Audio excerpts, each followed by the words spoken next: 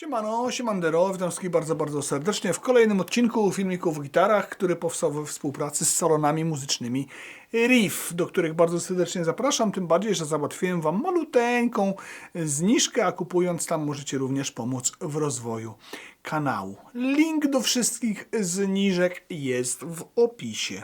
Tak samo jak link do konkursu, który trwa w tym miesiącu, czyli do konkursu Pokaż swój sprzęt.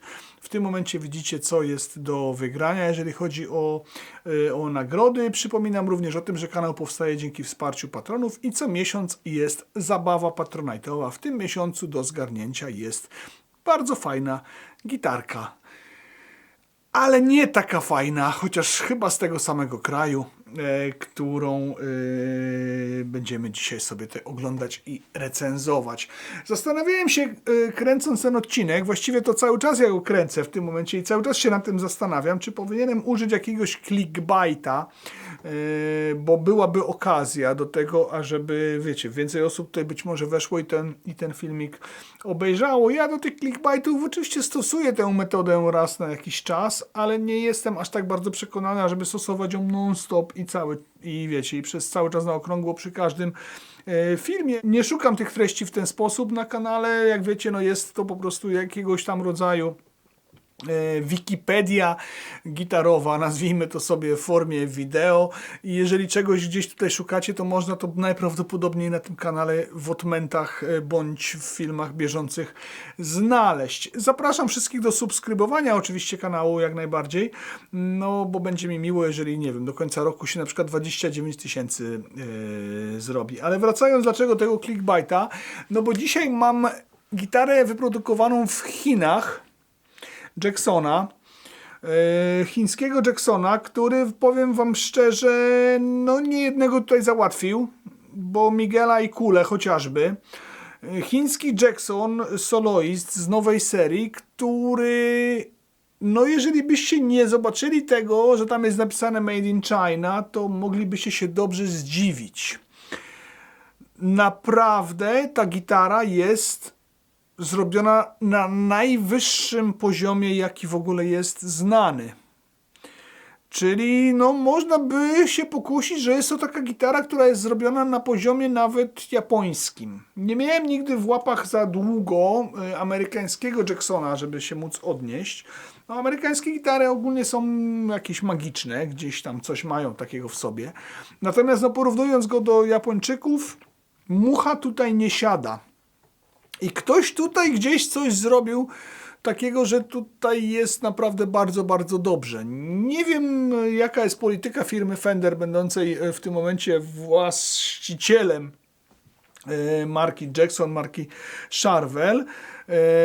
Wiem, że są na przykład modele koreańskie, które są dużo droższe. Zresztą jeden taki koreański już jest na kanale i też się nim dość konkretnie jarałem, ale za chwileczkę pojawi się też drugi koreański model, gdzie będę chciał Wam zwrócić na pewne rzeczy uwagę. Pamiętajcie oczywiście przy tym wszystkim, że no, oceniam egzemplarz i być może jest tak, że ten egzemplarz jest tak ultra wybitny, ale no ktoś tutaj w jakiejś chińskiej fabryce się bardzo, bardzo postarał i ta gitara, którą oglądacie w tym momencie na zniżkach, jest naprawdę zrobiona totalnie na najwyższym w ogóle poziomie, jaki można sobie wyobrazić. Ona, nawet Wam powiem szczerze, myślałem, że kosztuje okolice 6 chyba tam tysięcy z hakiem, a ona nie kosztuje 6 tysięcy z hakiem, bo kosztuje 5 tysięcy z małym hakiem, a ze zniżką tam naprawdę z malusieńkim hakiem, chyba 5020 wychodzi z wysyłką w Riffie w tym momencie. Patrząc sobie, co można kupić za 5000 i jakie instrumenty są, no to trzeba powiedzieć, że tutaj naprawdę dostajemy bardzo, bardzo dużo. Specyfikacja oczywiście będzie, ale tutaj to nie tylko za specyfikację płacimy, bo gitary mogą mieć bardzo dobre specyfikacje, a wcale nie muszą jakoś specjalnie grać. W tej gitarze jest coś wyjątkowo bardzo, bardzo dobrego. Jeżeli wszystkie te modele z tej serii, ona się chyba nazywa, nie pamiętam teraz, Pro coś tam, znaczy tytuł tej gitary, więc, znaczy tytuł filmu i tam jest, jak ona się nazywa. Jeżeli wszystkie te gitary z tej chińskiej serii są w podobny sposób wykonane, no to po pierwsze Fender poszedł po rozum do głowy, Po drugie, będzie musiał podnieść poprzeczkę różnym innym swoim instrumentom. Tutaj głównie bym zwrócił uwagę na podniesienie poprzeczki instrumentom meksykańskim. Po trzecie, no... Podnieśli poprzeczkę również innym producentom gitar z jakimś tam markowym napisem. Jest bardzo, bardzo dobrze. Więc właściwie w sumie to nie jest tutaj clickbaitowo i w sumie w tym momencie to, co do Was mówię, specjalnie jakieś takie clickbaitowe nie jest. Po prostu naprawdę ta gitara zawodowo gada. Więc zrobimy sobie w tym momencie następującą sprawę. Pogra na niej niejaki Miguel. Miguel o niej pogada troszeczkę później, o swoich wrażeniach, ale Miguela już na kanale, no nie wiem, czy to nie jest ostatnie nagranie, jakie mam. Możliwe, że jest gdzieś jeszcze jedno, więc Miguela już na kanale, jak wiecie, chociażby z live'a pożegnalnego, no nie zobaczymy, więc oddam mu dzisiaj, że tak powiem, pierwszy głos i posłuchamy sobie, jak on na Labodze z delayem i z delay jest z Bossa GX100, jak mu się to na tej Labodze i na tym Bossie GX100 pograło. Jak mówię, te wrażenia jego będą troszeczkę później. Posłuchajcie.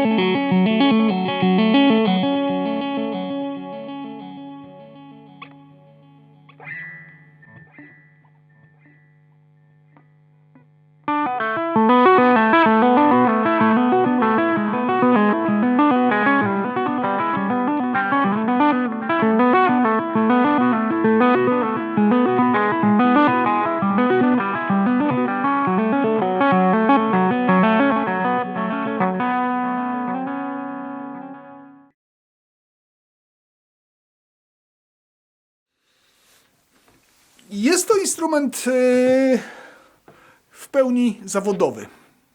Zarówno przez tą specyfikację, o której zaraz opowiem, jak i przez to, jak po prostu brzmi. Ma wszystkie cechy bardzo dobrych instrumentów, ma wszystkie cechy bardzo dobrych gitar. Bardzo Was namawiam do tego, żebyście poszli i go ograli do salonów muzycznych Riff. Jak później będę mówił, on jest w Łodzi, nie wiem czy w jakichś również innych są. Jeżeli jesteście gdzieś przelotem na Piotrkowskiej, nawet jeśli nie jesteście z Łodzi, wpadnijcie i tą gitarę obadajcie, bo naprawdę warto i przekonacie się, że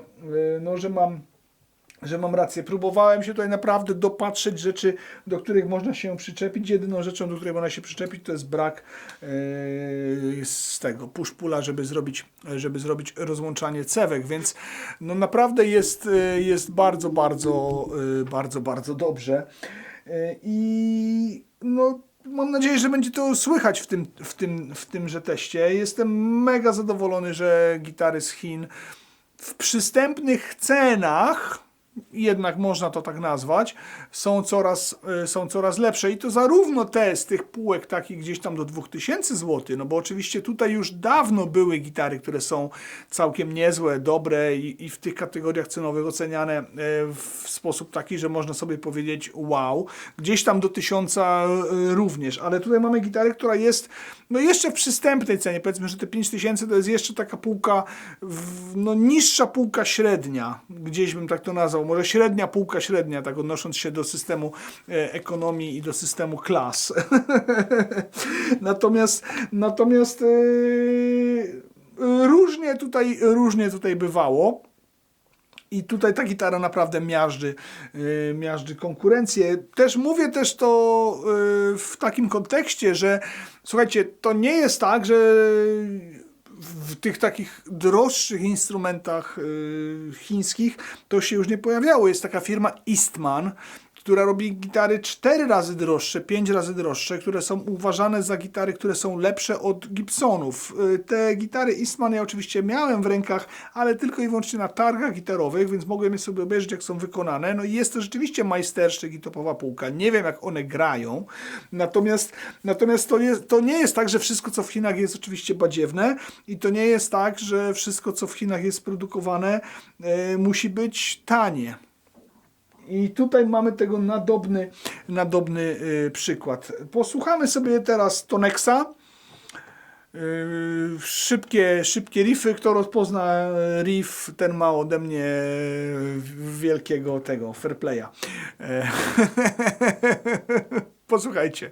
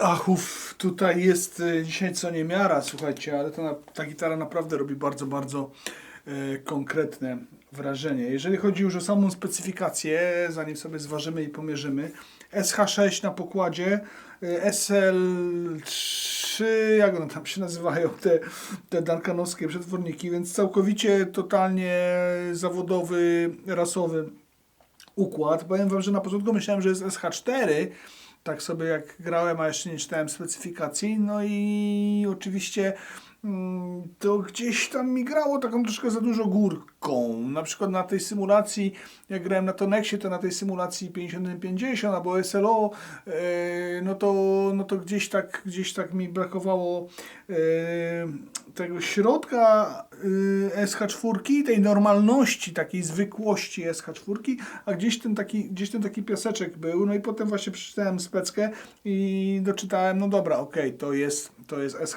SH6. Floyd Rose 1000, więc koreańska wersja Floyd Rose'a. Sprawdzimy sobie jeszcze, jak ona się tam rozstraja, ale nie mieliśmy tutaj żadnych problemów ani z ustawieniem, ani ze strojeniem. Stalowe progi, hebanowa podstrójnica, jak to w soloistach bywa od lat wielu, malutkie takie markerki. Na boku oczywiście to jest binding, w tym bindingu mamy również fluorescencyjne markery. Jak powiedziałem, stalowe progi plus hebanowa podstrójnica. Jak to w soloistach z reguły również bywa, 12 cali do 16 cali, czyli radius zmienny, tutaj bliższy takiemu płaskiemu Ibanezowi, chociażby z serii Prestige, chociaż Prestige czasami potrafią mieć nawet troszkę jeszcze bardziej płaski. Tutaj tak bliżej Gibsona. No, oglądaliście sobie to na różnych tutaj też zbliżkach, gdzieś być może jeszcze teraz też te zbliżki są. Tutaj absolutnie nie ma się do czego w ogóle przyczepić, jeżeli chodzi o wykończenie progów. Tutaj nic nie haczy, tutaj wszystko jest pięknie pozaokrąglane. Nie są tu takie kuleczki, słuchajcie, ale jak kiedyś na przykład, nie wiem, LTD i ESP robiło, LTD i ESP też już tego tak naprawdę nie robi. No generalnie wszystko ładnie pozaokrąglane, żadnej mowy o żadnym haczeniu, żadnej mowy o jakichkolwiek babolkach gdzieś na boku podstronnicy. Tutaj w ogóle nie ma o tym mowy. Niziutka akcja strun i po prostu totalnie fajny fretwork. Troszeczkę mi brakuje rozłączania cewek tej SH6. Mogłaby to rozłączanie cewek mieć. Blokada na główce całkowicie trzyma zajebiście ten strój. Nie wiem, nie doczytałem w tej specce w tym momencie, czy to są klucze gotochowskie, czy nie są to klucze gotochowskie.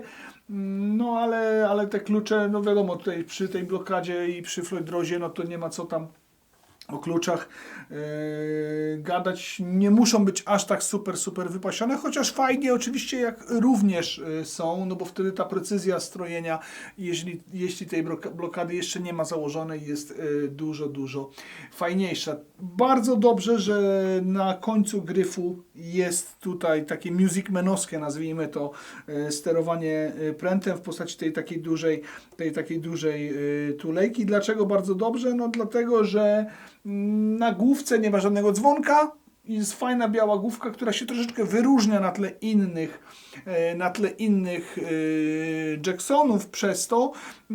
Kiedyś jednak Jackson tutaj gdzieś stosował tenże oto dzwonek. Gryf wykonany jest z orzecha w środku i z dwóch kawałków klonu. Jest to gryf trzyczęściowy i jest to gryf neck through body, jak na soloista przystało.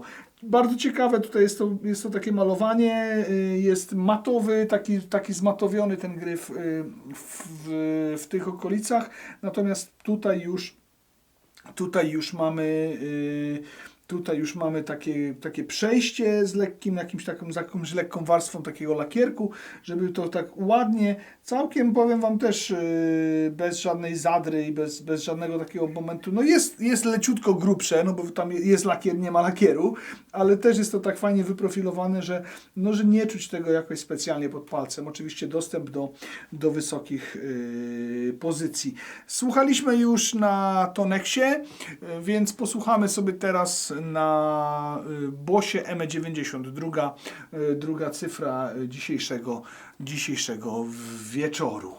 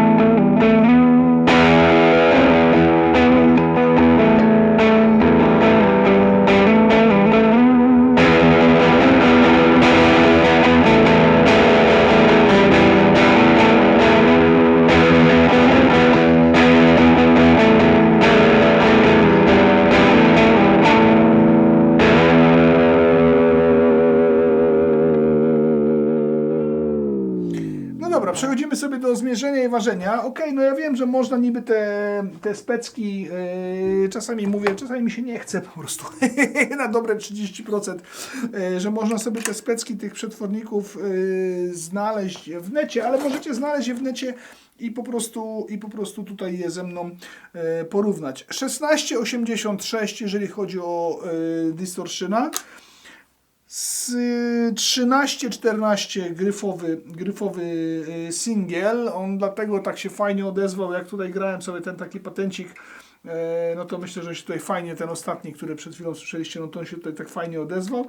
Środkowy singiel ma 5,31, więc jest takim leciuteńkim uzupełnieniem. On co prawda jest tutaj troszeczkę wyżej w tym momencie, może powinienem go leciutko wkręcić, ale z drugiej strony nie było jakiegoś też skoku balansu dzięki temu, no bo ten jest bardzo, bardzo mocny, jest też w tym miejscu, gdzie gitara gra najgłośniej i gdzie ta struna wybrzmiewa najwięcej, dlatego z reguły tutaj się stosuje lżejsze przetworniki, no ale jak mówię, no ten jest taki całkiem mocny, czasami niektóre humbuckery takie mają, więc co pewnie będzie ta szóstka, zresztą już tam gdzieś już tam wkleiłem ten link też z tą specką, więc można sobie to sprawdzić. Skrajny, znaczy w tych pozycjach w drugiej i w czwartej 6,70 i tutaj mamy 5,22. Szkoda, jak powiedziałem, że nie ma tutaj rozłączania, tego rozłączania cewek, no ale generalnie tak to się prezentuje. Zważmy sobie gitarę. Kurczę, mam nadzieję, że cały czas ta moja waga działa, bo ja w niej powinienem już dawno temu wymienić tą bateryjkę. Oczywiście tego nie zrobiłem, a teraz jeszcze dodatkowo nie wiem, co ja tutaj mierzyłem ostatnio, że nie mam tego mojego haczyka fat cablesowego. Dobra, no poczekajcie chwileczkę, znajdę to. Waży to, szanowni państwo, 3,66. Jak na gitarę z Floyd Rose'em, z porządnym blokiem i z porządnym stopem, no to myślę, że jest to taka normalna waga. No jak wiecie, przyjąłem sobie jakiś tam czas temu, że to będzie 3,5, no ale gitara z Floyd Rose'em rządzi się swoimi prawami. Mierzymy. Rozstaw, tutaj jaką mamy blokadę? 42,5, jak ścisnę 42, czyli tak zwana 42. Rozstaw strun na siodełku mniej więcej w okolicach progu zerowego, znaczy na samym początku gryfu 36,2. Szerokość gryfu na progu pierwszym 43,5 mm, na progu piątym 47 mm. Na siódmym, to też zależy jak ściskam, ale tak 48,4, na progu 12 52,1 i na progu ostatnim 57,7. Jeżeli chodzi o grubość tego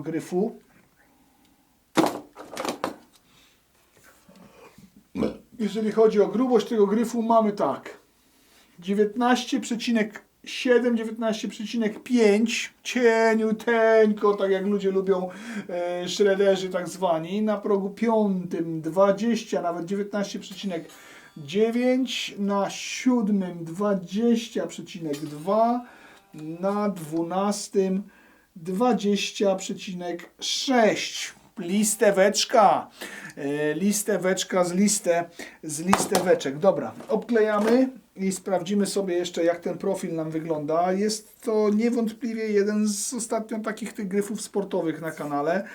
Dużo ich się pojawiło, no i to takie, to wiecie, no to 19,5, no to jest już bardzo, bardzo mało. Mało jest gryfów, które są cieńsze od tego. Więc jeżeli ktoś lubi po prostu takie bardzo, bardzo sportowe gryfy, z których zresztą Jackson, nie tylko Ibanez, ale właśnie Jackson jest znany, no to tutaj jest to właśnie gryf dla Was. Idźcie do salonów muzycznych Riff, ograjcie tą gitarę, w Łodzi ona sobie wisi, nie wiem jeszcze ile czasu będzie wisiała, nie wiem czy ona jest konkretnie z Łodzi, czy była dla mnie do Łodzi specjalnie zamówiona, bo ja czasami mam tak z salonami muzycznymi Riff, że piszę do Matiego, który jest kierownikiem, albo do Jasia, który jest najstarszym pracownikiem,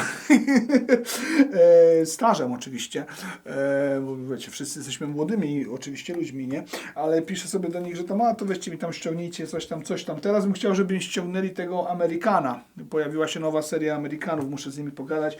Jak to będę oddawał i różne inne rzeczy będę oddawał, to muszę ich poprosić o Amerykana. W każdym razie idźcie tam, póki jest, to ją ograjcie. Możliwe, że to jest w ogóle łódzka gitara, więc w Łodzi ją można sprawdzić. Pewnie nie jest ich za dużo w ogóle w całej Polsce. Poszukajcie, w którym riffie ona również jest. I idźcie ograć i napiszcie w komentarzach, czy ja mam rację, że to jest zajebisty instrument. Powiem wam, że ta gitara naprawdę urywa łeb. Ochy i achy muszą być, ona naprawdę urywa łeb. Dobra, mierzymy. Tutaj mi wychodzi na to, że tutaj mam jakiś taki, nie wiem z czego to może być, z jakiego instrumentu, ale tutaj widzę, że tu jest taki, no z tych takich płaskszych, ale no spłaszczę go i zmierzymy tą gitarę.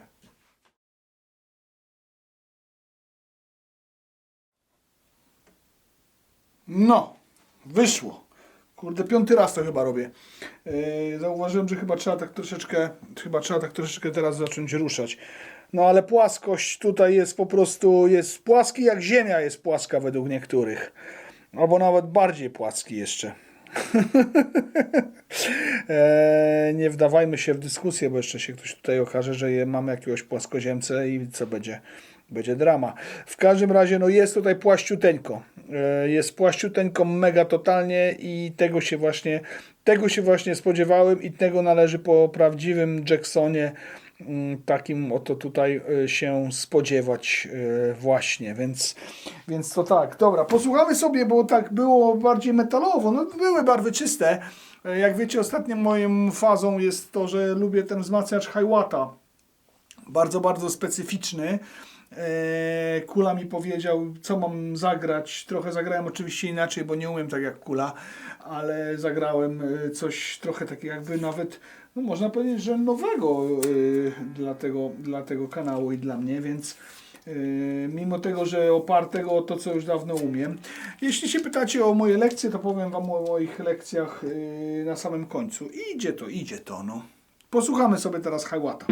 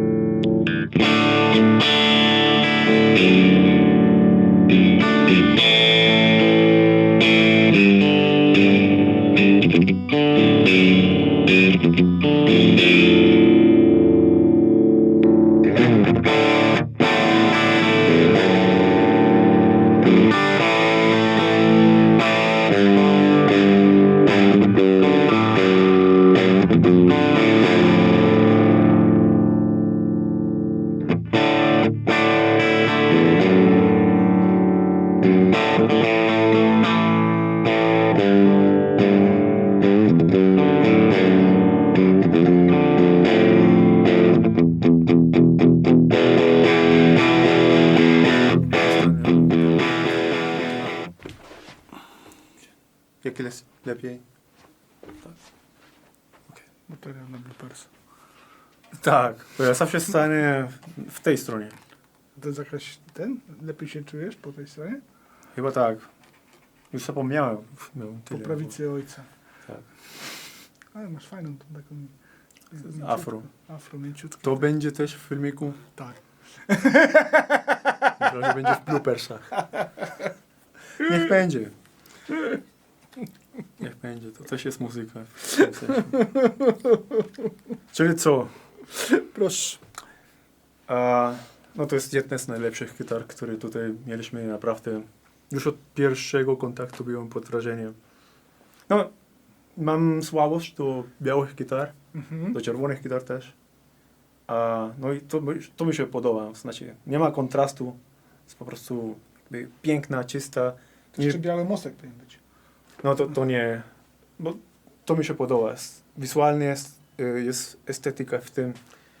Nie, ale czuło się też, że jak dałeś na niej, to tak się poczułeś od razu się poczułeś dobrze, nie? Wziąłeś do ręki i wszystko tak się działo, tam nie miałeś jakichś dylematu, że coś ci się gdzieś tam nie podoba, czy coś, nie? Tylko czasami miałem wrażenie, że za blisko, za bardzo uderzałem w pick-upy kostką. Ale w środkowy. Tak. A masz środkowy u siebie w tych gitarach? Dlatego nie mam. No więc właśnie, wiesz, ale to dużo ludzi jak ma środkowy, no to robi tak, że wiesz, opuszcza, nie? Tak. Dużo ludzi, więc to nie jest jakimś tam, wiesz, twoją przypadłością, nie? Ludzie, którzy nie są przyzwyczajeni do taka sterowatych gitar, no to tego typu mają rzeczy. No i co? Wygoda gryfu, co pan powie? To jest, to jest to pierwsze, co zauważyłem. Łatwo trafić do tych wyższych progów i ogólnie sportowa gitara, ale nie tylko. Znaczy, ja tam nie chciałem grać shredu, więc 2 razy się zastanowiłem, czy mam tak grać, czy nie. I no to mi się podoba. To chyba w ciemności będzie widoczne. Tak, luminescencyjne są. A powiedz mi ten taki macik gryfu, jak ci pasuje? Bo ty lubisz takie rzeczy, czy jesteś bardziej w kierunku tego, żeby były polakierowane gryfy? Raczej taki naturalny gryf mi się bardziej podoba. Tylko co do tego to ma służyć? Znaczy nie, ja mówię o tym, że masz, wiesz, że jest taki matowy, no bo zobacz, tu jest takie odcięcie, nie? To już nie jest w moim guście, ale to tak. Czyli wolisz takie matowe gryfy tak, jednak, gdzieś tam mam na moich gitarach. Że co, że sam sobie papierem zjechałeś? Tak. A, no właśnie, czyli tutaj nie musisz, nie? Nie, bo to jest po prostu, no, 3 kawałki drewna, nie? To jest tu więcej stabilności? No tak. Też To. ładnie wygląda i też powoduje, że jest trochę stabilniej rzeczywiście, nie? A sam profil, tu mówi, że co, że nie jest sportowy?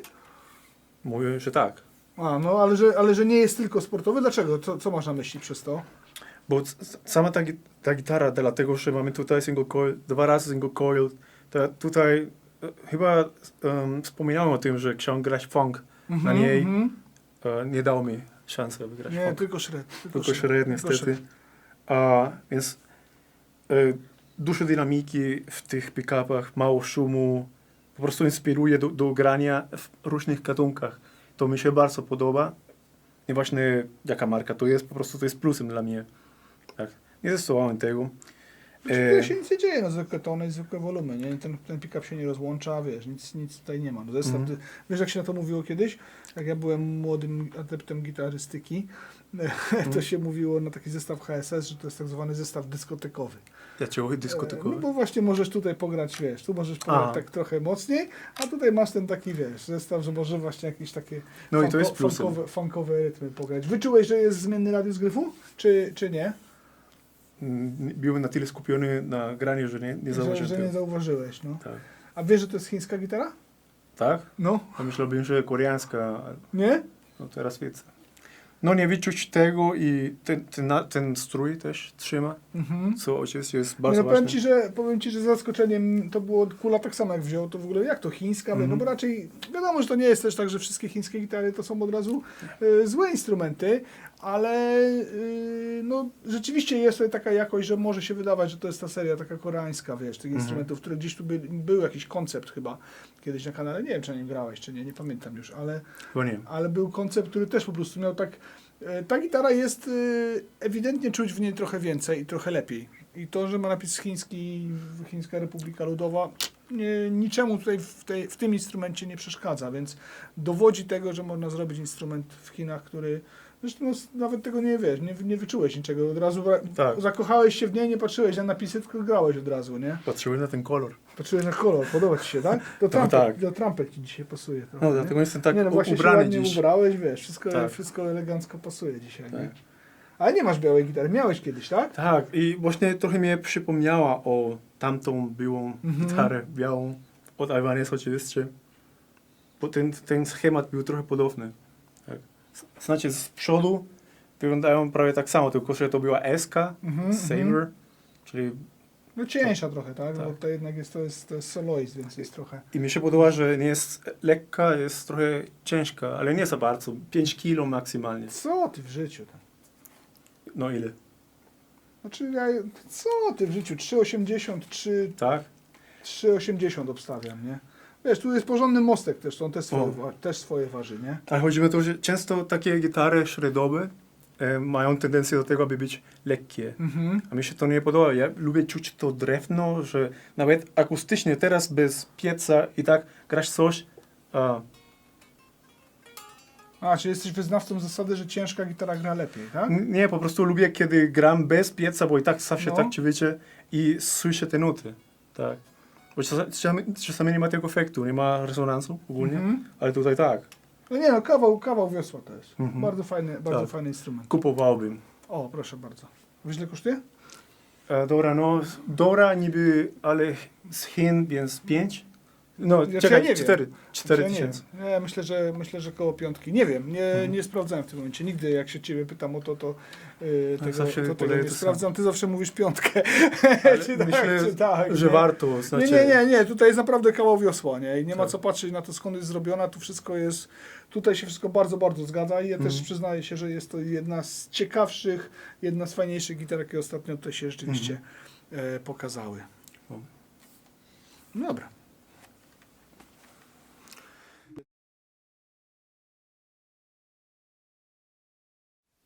Więc obiecany Miguel już był. Wszystkie próbki, oprócz próbki z deski oczywiście też już były. To są wszystkie rzeczy, które dla Was dzisiaj przygotowałem, jeżeli chodzi o ten test. Gitara jest naprawdę rewelacyjna. Gitara naprawdę zadziwia. Napis na główce zadziwia jeszcze bardziej. Wykonana jest w prześliczny sposób i bardzo się cieszę, że taka gitara powstała. I że udowodnili w firmie Fender, będącej właścicielem Jacksona, że również to można zrobić. I jeżeli dopatrzyliście się czegoś, bądź dosłuchaliście się czegoś w tymże teście, co przeczy moim teoriom, oczywiście jestem gotowy na to, żebyście zrobili ten challenge i napisali komentarz na ten temat, natomiast uważam, że no nic tutaj nie ma się do czego doczepić. Więc przed deseczką i przed końcówką samochodową jeszcze raz dziękuję za wszystko, co dla kanału robicie. Oczywiście najbardziej dziękuję wszystkim tym, którzy kanał wspierają. Lista osób, która teraz przed Wami, to są osoby, które no, powodują, że tutaj jest naprawdę mega fajnie. Uderzcie do salonów muzycznych Riff, tą gitarę lub inne gitary obejrzeć. Wkrótce fajna relacja z warszawskiego salonu muzycznego Riff na Bokserskiej. Ja lubię tą współpracę z Riffem. Ona jest naprawdę bardzo dobra i cieszę się, że wróciłem do Polski i że mogę takie rzeczy robić. Cieszę się również z tego, że mnie cały czas oglądacie i że słuchajcie, no lubicie ten kanał. Bardzo wam za to dziękuję. Deska, końcówka samochodowa. Dziękuję za uwagę. Dobranoc. Chyba do jutra, jak się uda. Jest godzina 22 z hakiem w tym momencie, jak to kończę. Wrzucam to na bęben, żeby się renderowało i generalnie kręcę Jacksona na jutro. Właśnie będzie biały Jackson, tylko ciebie chcę. No bo obiecałem jeszcze przecież, kurde, że będzie test tego, czy gitara strój trzyma. Tutaj jest tuner. Tu widać tunerek, tutaj. Więc sprawdzamy. Powiem wam szczerze, że no zobaczymy, jak wyjdzie. Robimy na bieżąco, nie? Jest takie, o. Trochę jest, kurczę, nieustawiony ten mostek z tego, co tutaj widzę. W sensie takim, że tutaj nie mam zakresu. Podokręcałem trochę też te wszystkie śruby i tak trochę mi tak brakuje tego zakresu tutaj. Cholerka. No dobra, zobaczmy. Tu jest trochę za wysoko, tu jest też trochę za wysoko, no ale nic, powajchujemy. Zobaczymy, co się stanie, jak powajchuję. Czy kto tak wajchuje? Nikt, tak? Jak było? Jak było? Tutaj tu było trochę za wysoko. Jest za wysoko. Tu było też za wysoko, też jest za wysoko. Tutaj też, słuchajcie, no, trzyma strój idealnie, moim zdaniem.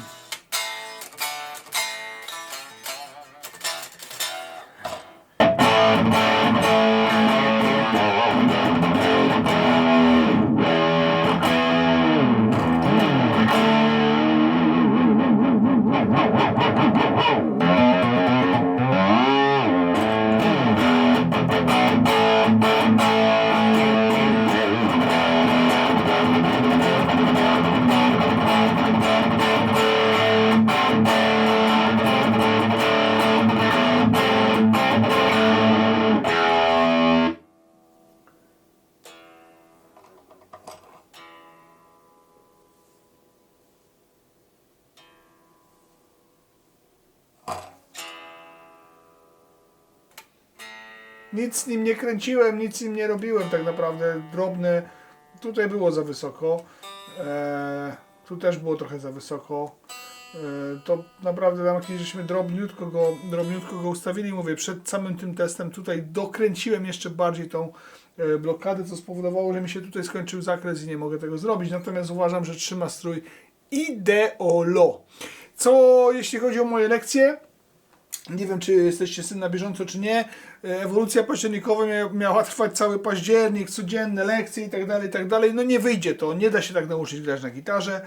To trzeba robić długotrwale. Szkoła Guitar Harmony. W tym momencie macie pierwszą lekcję gratis na hasło Xantyp. Jeżeli się dzwonicie do Konrada, dogadacie, no to przypomnijcie mu się o tym.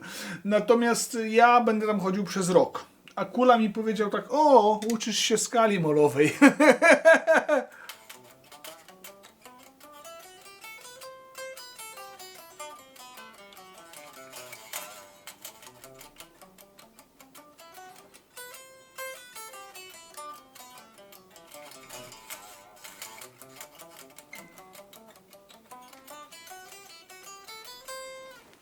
Więc mogę wam tak na koniec jeszcze pokazać to ćwiczenie. Uwaga, ćwiczenie wygląda tak.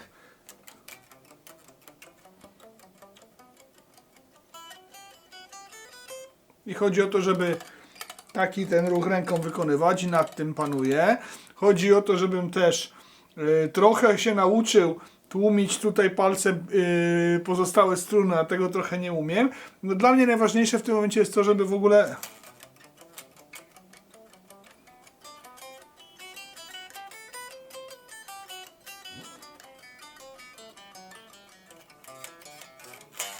zagrać to w ten sposób. Oczywiście rozpoczynam od wolnych do szybszych temp. Drugie ćwiczenie to jest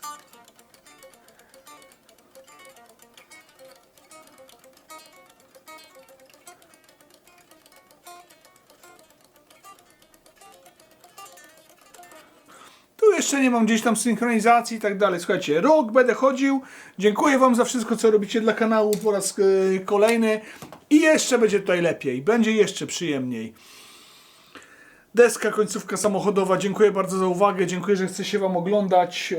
Jeżeli chce się wam oglądać, napiszcie: chce nam się oglądać.